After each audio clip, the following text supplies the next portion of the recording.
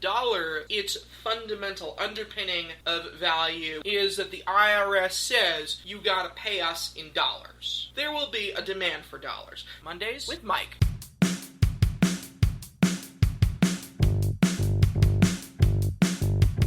Mondays with Mike.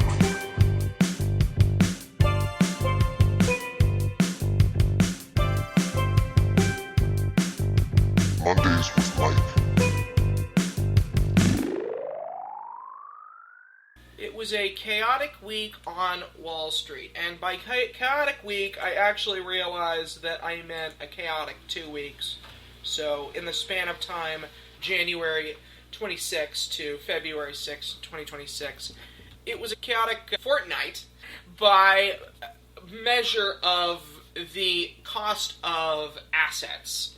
So, the bigger the asset, it seems, the less chaotic it has been. Here are the numbers. All of this started on Thursday, January 29th. I think that's like the anniversary of the GameStop thing, like 4 or 5 years ago, one of the two. This is actually kind of looking like a flash crash.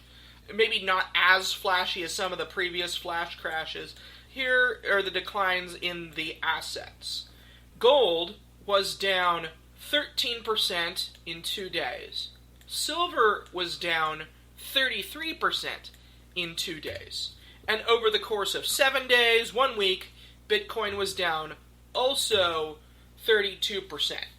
Gold is actually still up on the month, but it was at a high of 5.4 thousand, and it fell to a low of 4.6 thousand, and now it's back up to about 5,000, so that's a loss of about 5% in total, and that is over the course of just over a week. That's a big drop. It's wild because gold historically almost never goes down. And so that's what was wild to me when I saw the gold and silver, is that those specific things almost never actually go down in any significant amount of value. Because they do hold their... Yeah, because even in times of extreme recession, depression, whatever you want to call it, people turn to gold as like a stable thing that holds its value. And so for gold to go down in value, I don't know what happened, but something happened. Yeah, I have theories about it, which I will elucidate in a little bit here, but to clarify my perspective on that point, yeah, generally that's true. When times are good, people turn to gold a little bit. When times are bad, people turn to gold a lot. And so there's a counter-cyclicality of it, and it does show a resilience, albeit a volatile resilience, but a resilience probably over millennia. Except that one time when the great king of Mali went on a 50-year travel, I don't know if it was 50 years, travel across the world, just gave out his gold to everybody, extremely generous. Then the price of gold went way down. But what do you know, it came back from that too. So gold is actually up for the month, but just extraordinary volatility there. Silver even more. Silver is... it's just about even for the month now. But it was way up at $114, and now it's down, and then $78 the following day. So it's off from its high by a significant percentage. As a matter of fact, the stock market, I thought that the stock market, it has been up, down, up, down, up, down, up, down, in rapid succession, but how far off its high is it? Okay, stocks are actually okay. It's actually only 1% off its high. So this is about other things. But then the big one to take a hit was cryptocurrency. So a gold varies in size, but a gold ingot I could hold in my hand. Cryptocurrency is so small, it's bits on a computer, I can't hold it. That's the idea. Cryptocurrency, Bitcoin, for the month, it was off 25% in a single month. Don't get too many months like that, or else what do you got? Digits on a computer. And over the last 6 months, it's off 40%, 39.59%. As of current viewing, Interestingly, the price of oil's way up for the month. So I guess we haven't got those checks from Venezuela yet. I own, and this is just me, idea, is that I don't know what happened when Trump got in, but when Trump got in, Bitcoin went way, way up. I think that people who purchased Bitcoin thought that Trump would be favorable to its price.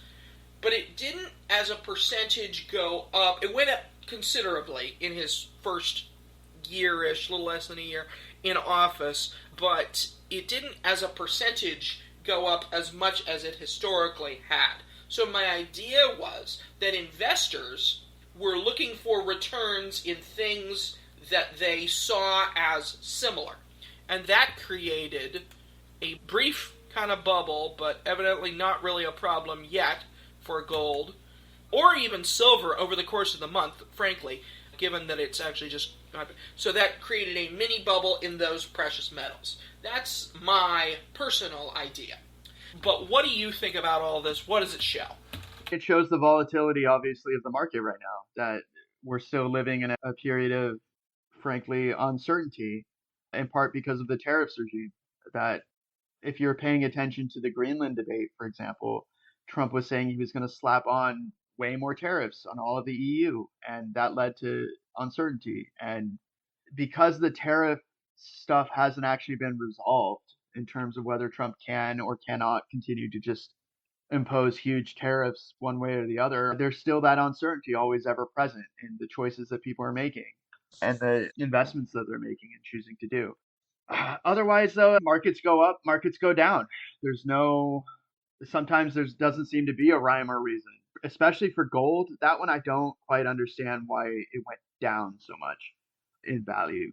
I was looking at the historical trends, and the one time that gold went way down in value was in 1999 to 2001. It's because the reserve banks were selling gold, not reserve banks, the countries were selling their gold reserves at huge numbers, and that they were just selling so much gold in terms of the volume that it was driving the price down because of the supply. It was a little fascinating, actually, that as debt went down and deficits went down, the value of gold also went down, which I found really interesting when I was looking at those charts. But yeah, no, we're living in very strange times because of this tariff regime, and the tariff regime is ongoing. And so long as it's ongoing, the market situation is always going to seem like it's a little bit in flux because there's going to be these trade deals, things like what Canada is doing with China for cars, right? That there may be like countries moving away from the major economies of the world. And when something like that happens, not the major economies, the major economy of the world, the United States, when those countries, rightly or wrongly, view trade deals as not as secure as maybe they could be with the United States, they're going to turn to other areas of the world. And when that happens, investment numbers are affected, right? So if a company that's publicly traded or has shares made a huge investment to build something somewhere, and then it turns out that the economic winds are changing such that it's not as profitable or as lucrative, they have to report those numbers because they've already made the investments. They've already built the factory. They're building the factories. They already built them. And if they're not going to make as much money, then that's going to have an effect on the overall market. But what do I really know about this one? Not as much in terms of the gold and silver for why they went down. I suspect that it may have something to do with Germany calling for European countries to pull out their gold reserves from the United States. That may have an impact on the view of the stability of the price of gold. But that's a suspicion I have, and I don't know that they're actually going to do it. It's just the talking about it that may have affected the perception. Because that would be dramatic if all the countries of Europe just pulled out all their gold from the United States. They have to put it somewhere. It just won't be the United States. We'll see about Bitcoin, because with Bitcoin it could fall again. Or it might not. Nobody knows. It's super volatile. All cryptocurrencies, in my opinion, are extremely volatile because they're not based on any... The problem is there's no basis, right, of like actual market forces.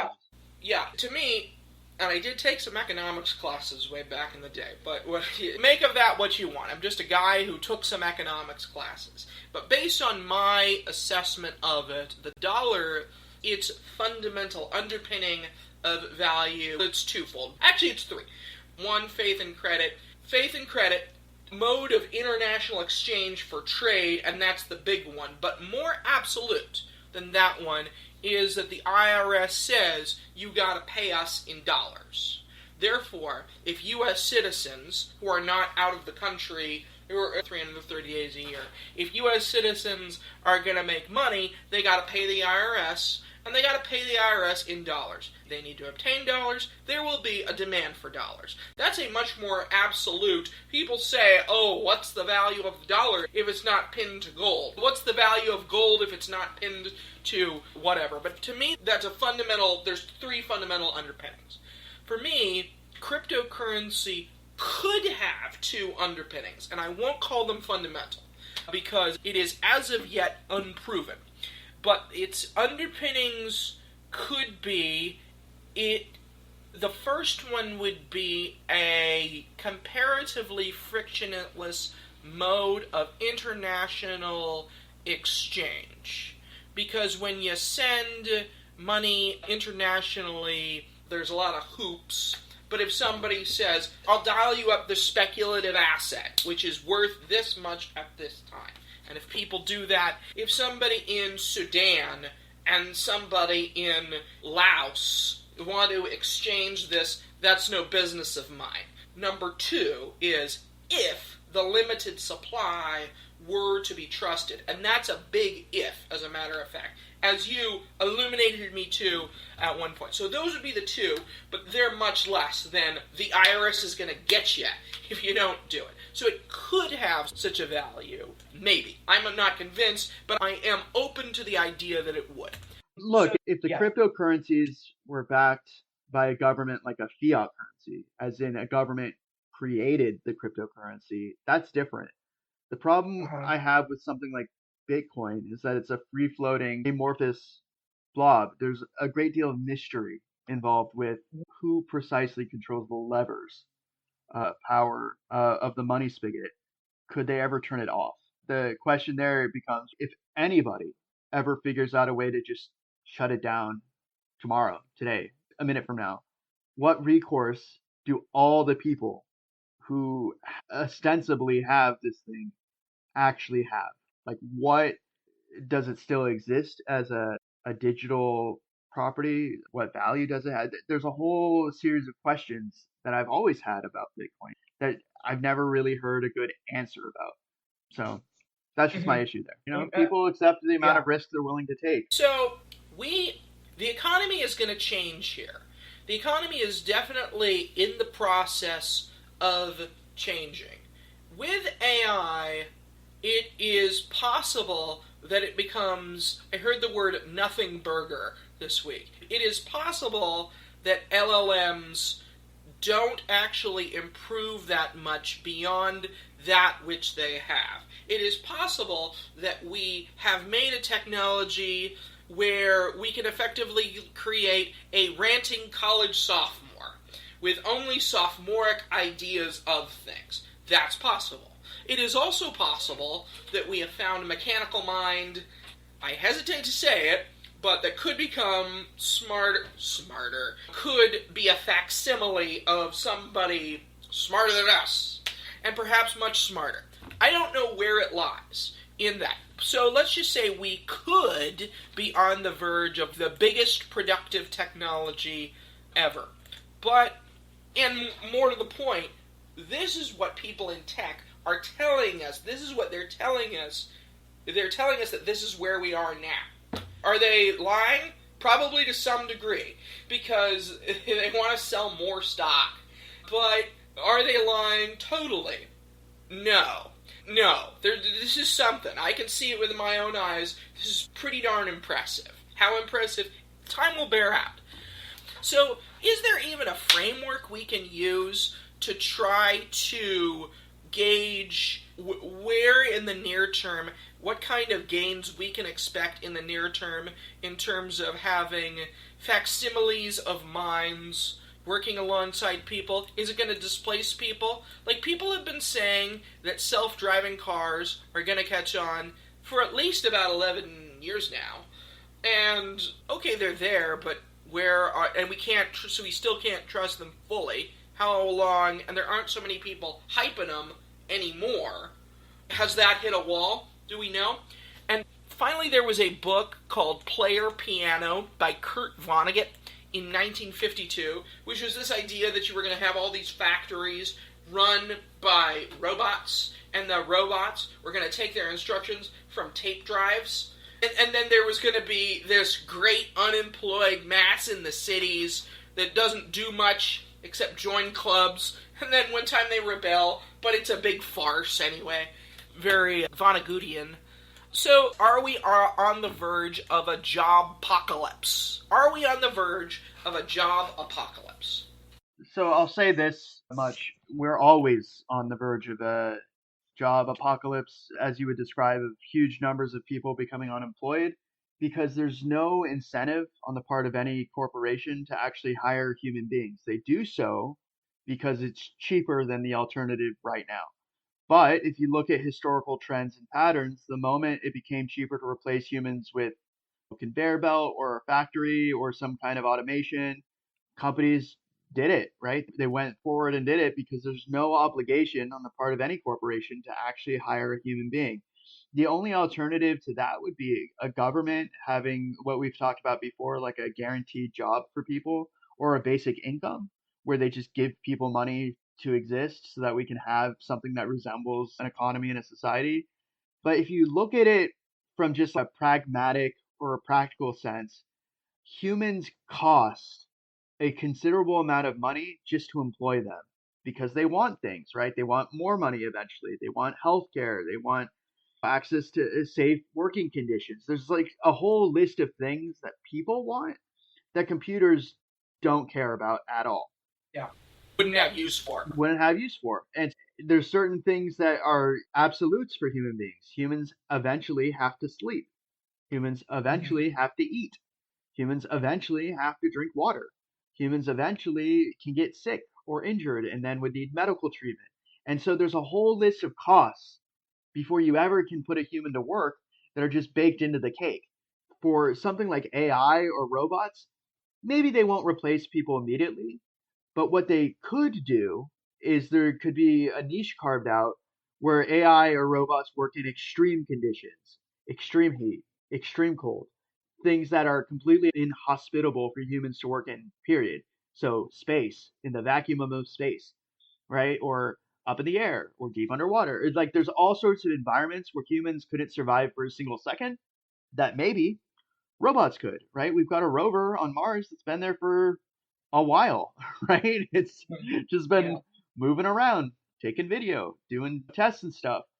Who's to say that we couldn't have the same or equivalent all over the whole universe, right? We don't have to have human beings working in any job if somebody can figure out a way to replace them for cheaper and to do near or as good work. They don't even have to do as good work. If they're even half as productive, but they can work twice as long, you're still going to achieve the same outcome, right? It's just that you won't have a human involved. And that's the issue right now with the technological change that we're experiencing is that in past technological shifts like the Industrial Revolution or the change from horses to cars or things like that, you've always still had some human involvement, right? In terms of like, how do we make it so that the technology works with humans so that we can be more productive in the long run? What the effort here is to replace humans, right? And not in some abstract way. It's to replace like all the higher end jobs. There's efforts to make robot lawyers, there's efforts to make robot surgeons, there's efforts to make robot chefs. I don't know if you've ever seen that AI, not AI, but that robotic chef that costs like 150 grand that can make you all sorts of food. I watched the video of it, it's pretty impressive. But the point is, if we get to a situation where humans are no longer required for companies to make money, I don't see why the companies would keep on humans unless it was for altruistic reasons, right? That it was a philosophical reason to keep a human around, like a nonprofit, or, for example, if you need human judgment in the judiciary, is what I'm thinking, is that you need a human being to have some level of of latitude in terms of rendering an opinion. That we're not going to have a robot Supreme Court because it has to be a human being making the decisions that affect other human beings. That I could see. I'm skeptical we'd replace our elected representatives, for example, with robots or AI because of the fact that you're voting for something. Could it happen? Sure. We could end up like Futurama with Robo President, whatever, and heads in jars just talking to us. We could end up there. It would suck, right? But we could end up there. But the point is, it's not that we're like on the verge of a job apocalypse. It's always there. It's built into capitalism that if they can make money without using humans at all, then there's every effort being made by any number of companies to do that because it gives them a competitive edge.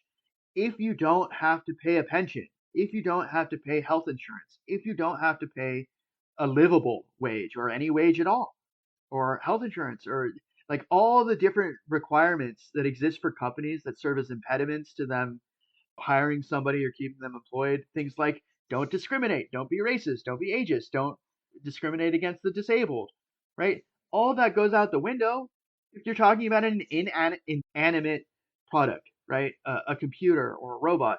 Robots can't complain. Robots can't demand equal treatment. Robots have no rights at all, right? Because they effectively serve as property. And it wouldn't surprise me that a country that had slavery for as long as the United States did, such that the abolishment of it led to a civil war because one group was so economically entrenched with needing it to succeed, it doesn't surprise me that their descendants are making every effort to create non human rights in terms of the labor environment, meaning that they're trying to move away from humanity as much as possible to make as much money through property that has a lot less rights. Also, frankly, it's a failing of virtually all of society that we're not making every effort to find something for humans to do. Ultimately, countries are human driven enterprises. Society is a human driven thing. Like the robots could talk to each other all day, the AI could talk to each other all day, but what would they talk about? Oh, look, I'm a robot, I'm a computer, look at me. It's always going to be parroting something that a human wrote, designed, implemented, or programmed. Even if they program each other, it's always derived from something that a human invented. And so that is the future. The question is, are we going to be human focused, right? Or are we going to be something else, some kind of hybridization of that? And it's scary because there is a scenario in which the wealthiest of the world move away from like civilized society entirely and live in their own little enclave. If you've ever seen the movie Elysium, and everybody else, if they want to make any money, is subject to whatever whims they have because they have access to all the resources. It becomes like a neo feudalism. You either work in whatever capacity they allow you to, you don't work, you die, right? If they control all the money or all the resources, there is no option other than, I don't know, live off the grid, live in the ocean, live where they don't exist. What are your options, right? Because we're seeing that right now.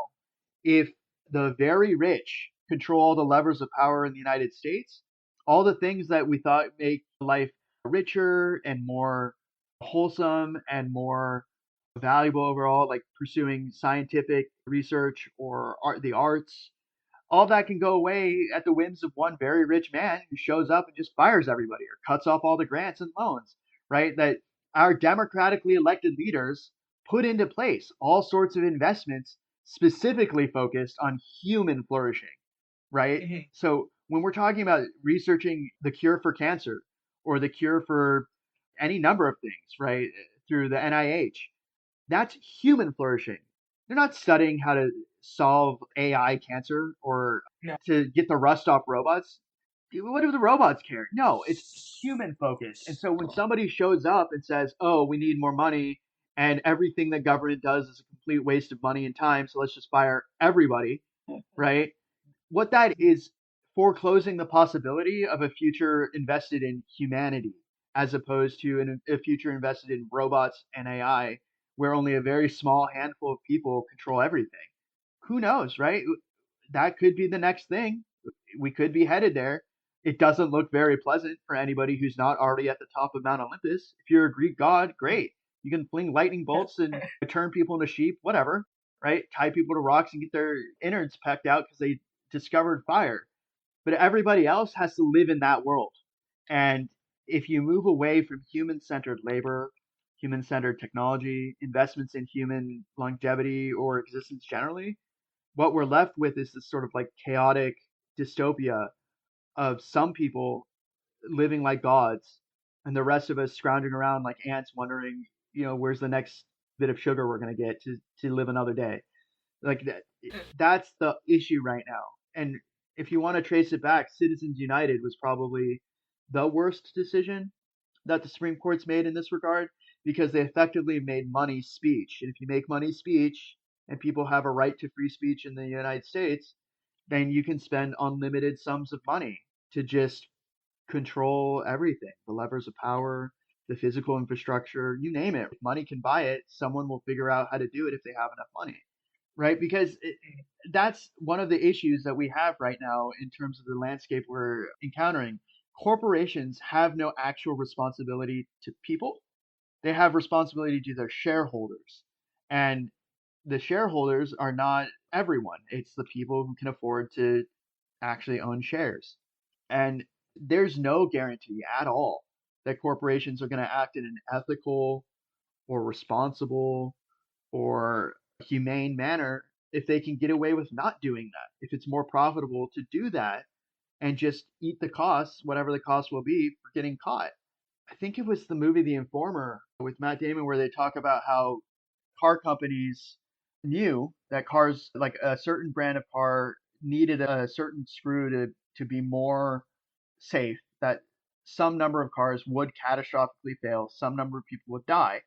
But the company baked into the cake that that was just the cost of doing business, that the price of lawsuits that they would face from the people who would actually sue was lower than the price of putting in this one thing that they knew would be safer for everybody. And so they didn't do it. They didn't put in the thing that made everyone safer because they accepted a certain number of people would die. Same deal here for AI. It's possible that these companies, there was an article in the Seattle Times actually about this, where the AI companies figured out that there's some small subset of their consumers that are delusional, that they'll hear something from AI and just believe it, period. And that they Yeah. could identify them, and that it was just something they accepted as part of the cost of doing business. That some people will. Anyways, that was a very fascinating article. I highly recommend reading it because it showed the thought process of the trade-offs these companies are making. That even if they know there's something wrong, it may cost way more money to fix it than just dealing with the fallout of paying a fine or lawsuits. And that's a failure of society and government. That government's the one that's supposed to put in these guardrails. The Informant, great movie with Matt Damon. It's a profound failure. I have a philosophical difference with how shareholders are valuing companies right now. It's a profound failing of companies to lay off huge sums of workers that they went through the whole hassle of hiring in the first place. So if they if these companies don't have a plan from beginning to end for these workers that they're hiring in terms of the utility they're going to derive from employing them to do a job, and it's not unambiguously spelled out in the contracts of these employees that when they're hired, this is what we're hiring you to do, this is what you're going to do, you're going to do it from here to here, and then you're gone. If there's this like level of mystery involved, then these corporations are failing completely in their job of actually like figuring out how to make as much money as humanly possible from everyone they employ. Because here's the deal, it costs an exorbitant amount of money to hire somebody, onboard them, and put them into work for any amount of time in the United States. And so when these companies don't find something for these employees to do in lieu of investing in anything else, in this case, I'm thinking about like Amazon and Microsoft and a couple of other companies where they're spending just exorbitant sums of money on AI infrastructure and investment, but they're also laying off huge numbers of people, tens of thousands of people, even when they have a lot of profit right now. That's a failing. I don't see why shareholders should be rewarding these companies in any of those circumstances for failing to find something for people to do that they've gone through the hassle of hiring. If you don't have something for someone to, don't hire those people, right, from the get-go. And if whatever it is that they were doing is no longer something the company wants to do, okay, these are supposed to be the most innovative, the most profitable companies in the world, and they can't find something for these employees to do, anything, even if it's just training the AI by talking to the AI or going through all the lines of everything to see if there's any kinds of mistakes. Make them all test your products all day, every day. I don't care. But when you have rollouts where there's these bugs that were noticeable for things like, I'm thinking of Microsoft in particular, where they were having issues in terms of the end user when they were updating their operating systems to Windows 11. That kind of thing gets weeded out through QA, through just nonstop testing of everything, right? And so if you have people who are qualified enough to be employed by your company, to go through the process in a competitive job posting and win out against all the other candidates, and you interviewed them and you went through all that effort to hire them, and then you just foreclose the possibility that they'll have any utility to the company in the future off of some perception that AI is going to win it all. I don't like that idea. I don't think that's terribly. I understand it's a function of how the economic system works, that they're always looking at it a quarter by quarter basis. You look at how much Yeah. money you make in the short term profit make. But what it tells Mm-hmm. me is that these companies aren't investing in their employees to the degree that they could or should, which means that on some level, these companies are looking at a future in which there's less human employment and more AI employment. Look at what the companies do, not what they say. And that's the struggle I see right now, is that the mechanism in our society to hire people when corporations refuse to would be the government. But when you have somebody in government who brags about firing everybody, such that the job growth for the federal jobs was like 0% and the job growth for private jobs was 100%, meaning that they fired a whole bunch of people and didn't hire people back or hire anyone at all in the federal government, what you're left with is this bizarre situation of corporations hiring people and then firing them to juice the numbers a little bit in the short term.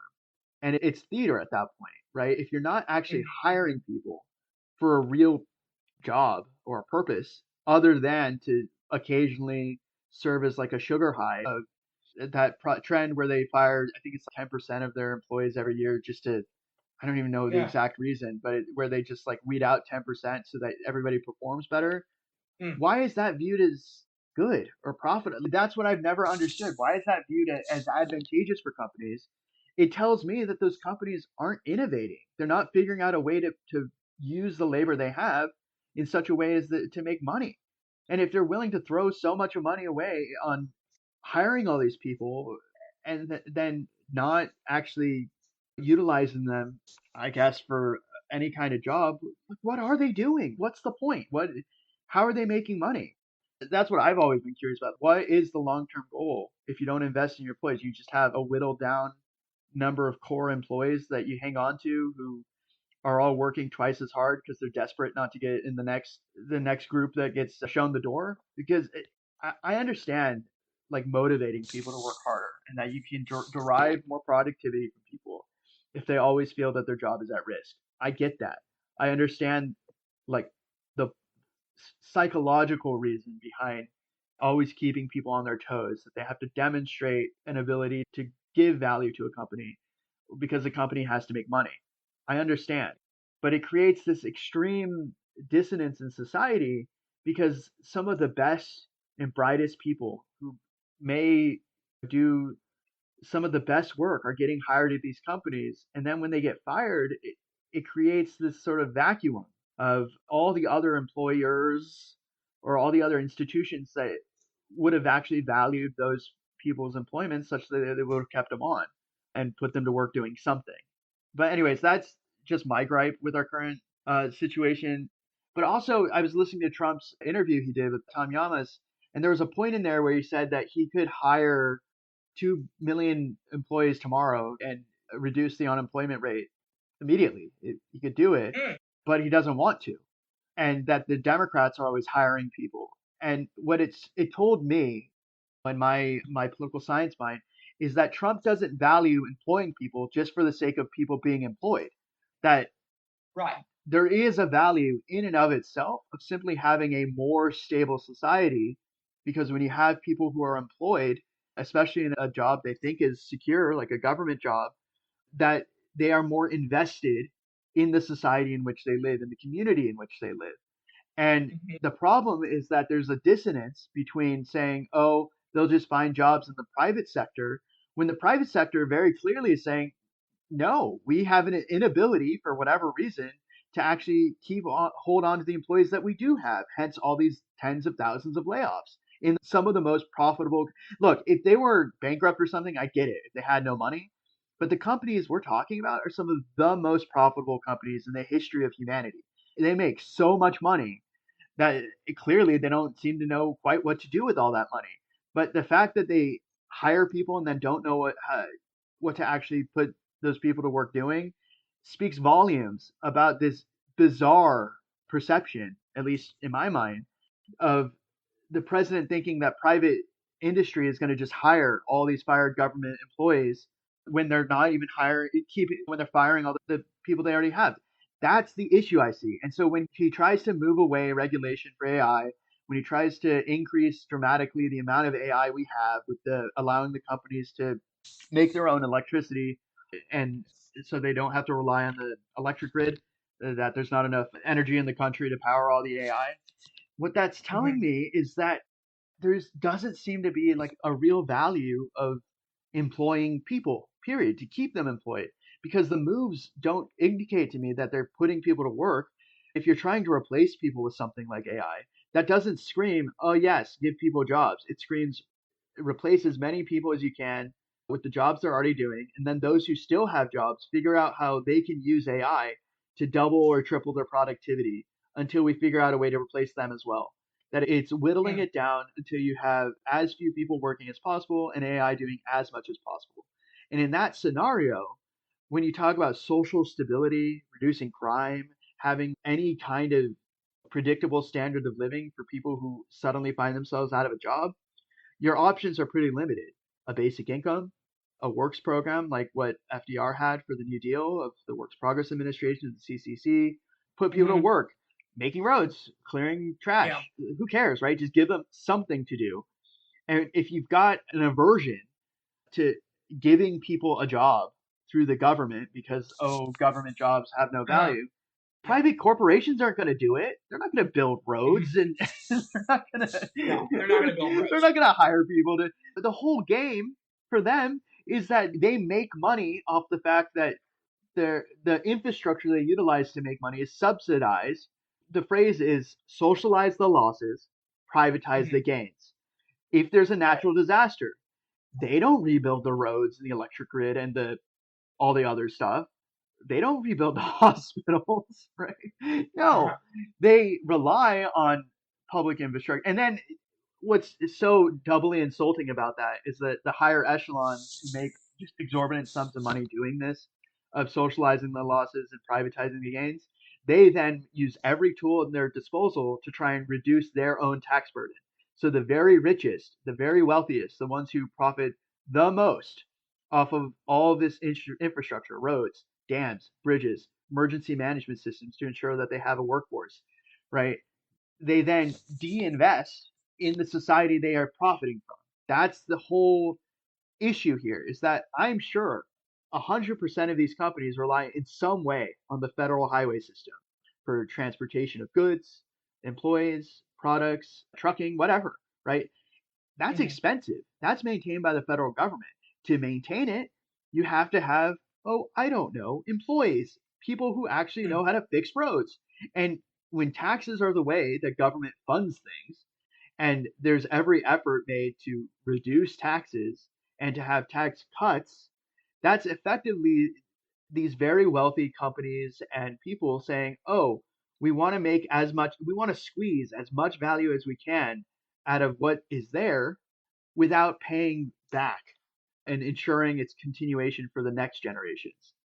That's one of the things I see there is happening in our Mhm. society. And it's going to continue. Look, there's an argument to be made that if AI replaces human beings, the AI needs to pay taxes on whatever because if you replace human workers who pay taxes into the system with robots that don't, there at some point there will be a breaking point.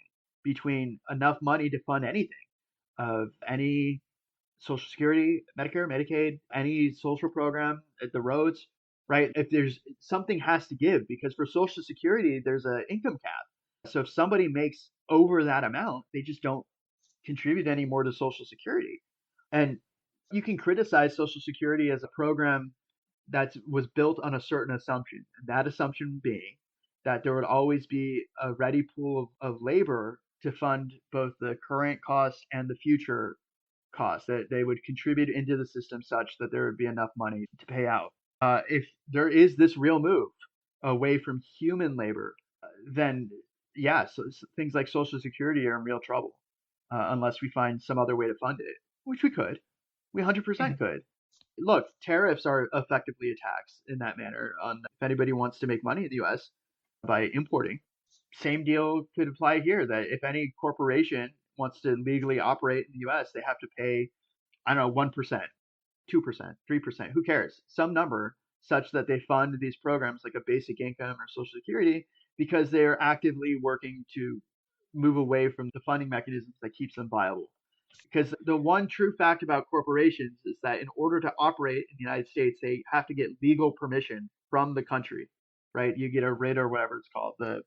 It's like a physical document essentially. That's, I don't know if it's still physical, but essentially the right of incorporation, the right to operate, right? That's the one leverage the government does have on any corporation that wants to make any kind of money in the United States. It's the one thing, is that they could abolish the corporation if they don't comply. So what I've heard from you is a multifaceted thing. I think there's two pretty strong takeaways. I'm looking at it, and I didn't hear that part. Trump said government could hire people, and that he said that they could hire 2 million people tomorrow in order to reduce the unemployment rate. It's in the extended interview, so that may be why, unless you watch it's like a 53-minute interview. Oh, I didn't watch the whole 53 minutes. Yeah, so. It's in the extended interview. I don't know if I didn't watch just the abbreviated interview. I listened to the whole extended interview, and there's a part in. You went straight to the source. You bet. And there's a part in there where he says, "Look, I could hire 2 million people. The unemployment numbers would go down, but I'm not going to." And the not going to part is the part that I was listening carefully to, because it's why do you not value people having a job in the federal government? Is it so terrible that people are paid money to do a job? So my idea was, if he hired 2 million people, he would be very popular. I think that would be a popular move. I would say that would be a good move. I would say, great job, Trump. But then I thought he could hire them, and he could make their job to get a job in the private sector if he wants them to just have private sector employment. Okay, let's find you one. I can call the right people. I got them in my Rolodex here. I just call them up and say, this is Donald Trump. This person needs a job. Employ them now, please. And they do it because they love me. I can imagine him doing that. And I think that would be a very good idea. So, just free advice.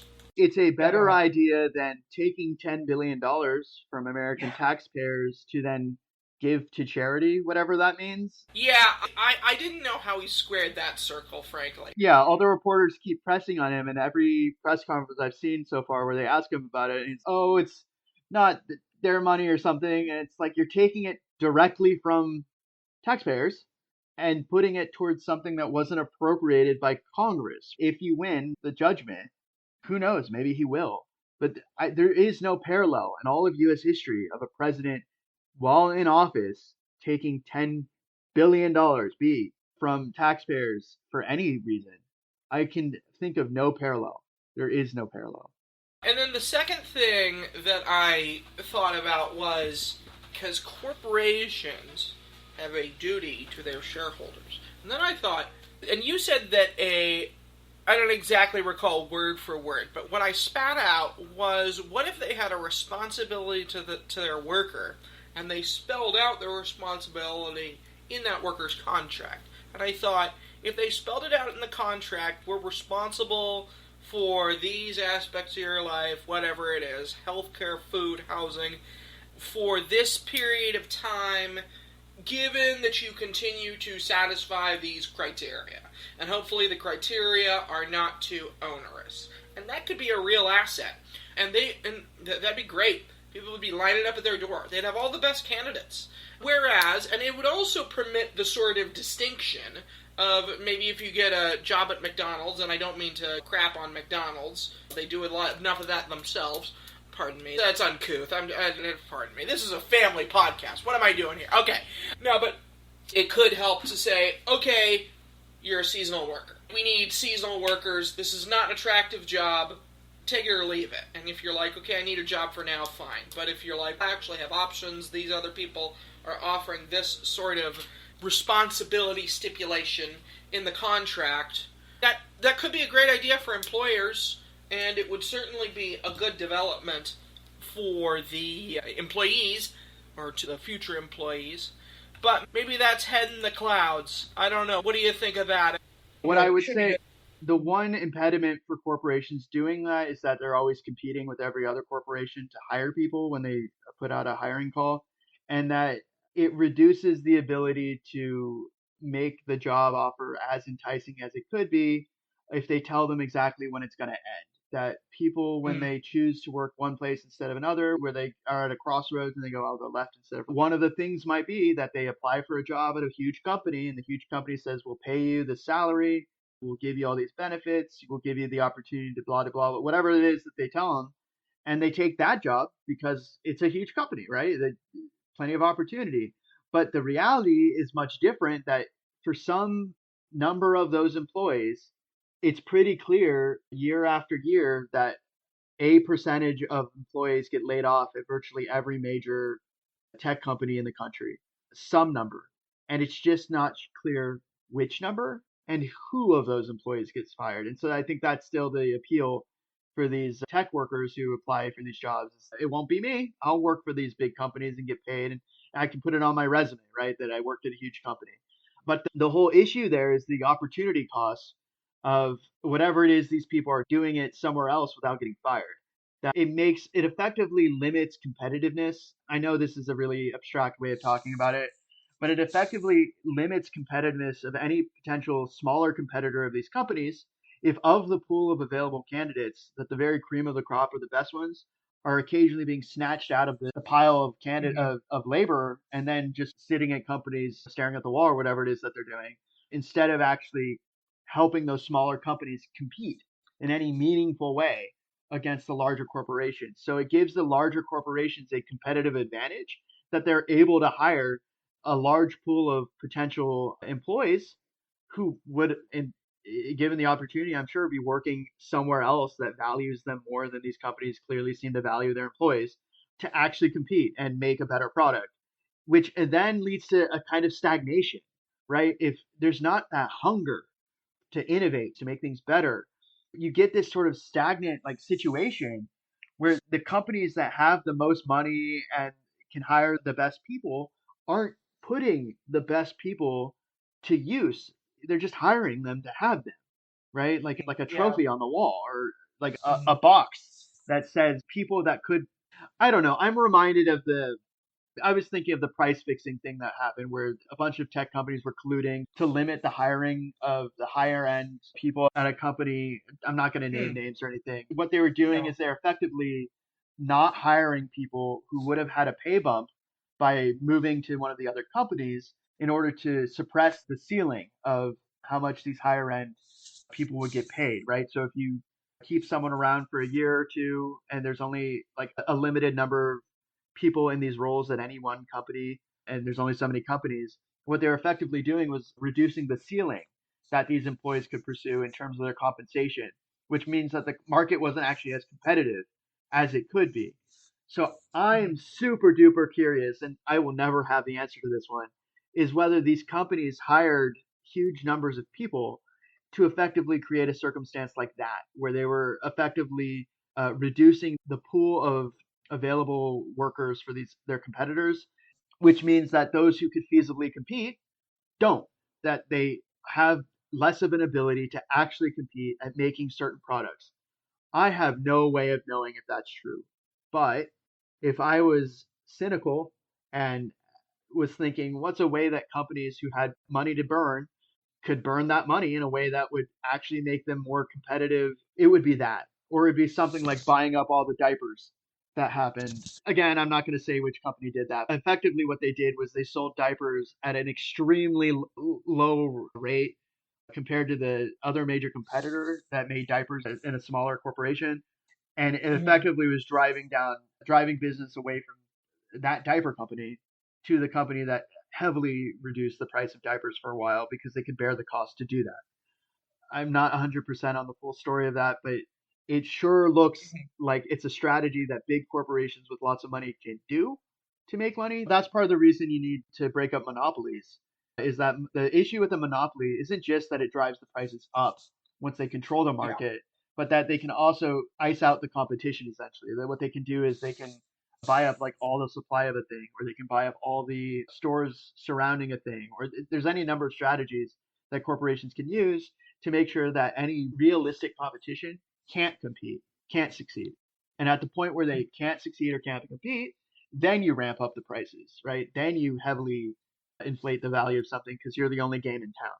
And does that make sense? That Yes. yeah. And so that's the worry I have with something like AI, is that if it becomes so ubiquitous that it makes human labor so expensive, you're going to reach a situation where the only people who are actually spending money hiring humans to do things are in circumstances where it has to be a human doing it because you can't have AI do it. And there are a limited number of circumstances where that holds true. It's the same with outsourcing jobs. Like you can't outsource a plumber, you can't outsource a car mechanic, you can't outsource somebody like a dentist, right? Or a surgeon or doctor. There's a number of jobs that like you can try to outsource, or you could try to have robots do it, but there's some number of consumers that will refuse outright to ever be operated on by a robot, or to ever have a robot therapist or whatever, right? Like that you have to have, I don't know for how long, but you would always have to have a human alternative, even if AI could do it as well or better, if that makes any sense. The point I'm making is that US citizens, not just US citizens of a country, are the shareholders of their countries. And elections matter way more than almost anything else in this regard for the future. Of that, if you want to invest in human flourishing, if you want to invest in people actually having jobs that are removed from the market considerations that these private for-profit corporations make in their hiring and firing decisions, you have to elect people who make it unequivocal that they value hiring people for the federal government and that they value human flourishing, that they value research, arts, education, progress, things that aren't some abstract concept, but it's real investments in the future of human beings. Because corporations have zero responsibility, zero, of actually ensuring that they hire any human beings in any regard, right? That their main obligation is to figure out how to make as much money as they humanly and legally can. And hiring, if it gets to a point where hiring humans costs more money and they can make as much or more money by not hiring humans, I fail to see corporations that will suddenly discover that they want to be moral paragons in the world. They're just going to do whatever makes them the most money, period. And that's just the way that goes. The only exception is government, because government can operate in an extreme loss. It doesn't have to turn a profit. Okay, so the next question I have is, Trump says he's responsible if AI affects humanity in a negative way, but he says that it is affecting it in a very positive way. So, first of all, is he right? Is he actually responsible? He's not the only one responsible, right? We get what we vote for in democratic societies. Also, the US isn't the only country in the world. We're like 5% of the world's population. It's a shared responsibility amongst all the countries of the world that even tangentially interact with AI in any way, because they're the ones that create the regulations, the guardrails. They're the ones that would enforce against AI for illegality. So right now you're seeing that in Europe, where they raided the offices of X in France over the issues right now going on with, I think it was specifically with Grok, but also there's other things going on in terms of like privacy and data retention. There's a whole list of things. So it's not just Trump, right? He's not the only one in the world that has any material impact on AI. Because remember, all of these companies that are doing AI, they're all transnational global corporations. They make money all over the world. And if all the countries in the world said no and only the US said yes, good luck making billions, if not trillions of dollars in a year when most of your market is not agreeing to what you're selling, right? Like they actually have to have people buy what they sell. AI is not going to pay itself. The shareholders aren't going to, they buy shares in companies to make money. They're not going to buy their own product exclusively. Like they have to actually figure out a profitable business model. And that means that you need buy-in from literally all the advanced countries in the world that could afford this. Because AI right now is prohibitively expensive for almost any country except the very richest, precisely because of those energy demands involved. That it requires just so much energy. And in order to get that much energy, you have to look at a handful of ways. Huge amounts of solar, nuclear energy, huge amounts of like coal. There's a variety of ways, but the end result is that countries have to make massive investments, banking on the idea that AI will be beneficial to them. And to make those massive investments requires a lot of capital and a huge tax base. And there just aren't that many countries that can actually do it. There's a handful that can. The US can, China can, India could if they wanted to. Russia theoretically could, although they need to get making money from their resources. Like there are ways Japan could do it. There are ways this could happen, but it's not just Trump, right? It's all these other countries with very smart people, very capable people and running them. They're still successful economies, also allowing it to happen without any kind of guardrails. I'm skeptical. I think that at least some parts of the world still value things like, I don't know, morality, human rights, not having torture. Like also there's a list of things that they actually value and they express those values in the regulations and rules they impose on companies. I am super duper skeptical that the US alone could wave its hands and say, we will make AI available to everyone in those countries not having any pushback. I am super duper skeptical. Is he leading the way right now? Sure. Especially with that thing where he said that the companies can make their own electricity. That's a big deal because usually for the electric grid, that's one of the few state-sanctioned monopolies that exist. Is that the utilities control power in the country, and so allowing these private corporations to effectively double the electricity capacity in the United States, that's a big deal, right? There's no denying that one. And the U.S. is still one of the largest economies in the world, but it's not the only economy. No, there's nothing else much to say other than this is going to be our industrial revolution, right? This is going to be the big deciding factor for where humanity goes. Do we get robot overlords and a extreme small elite of trillionaires who dictate every aspect of our lives and control every interaction we do?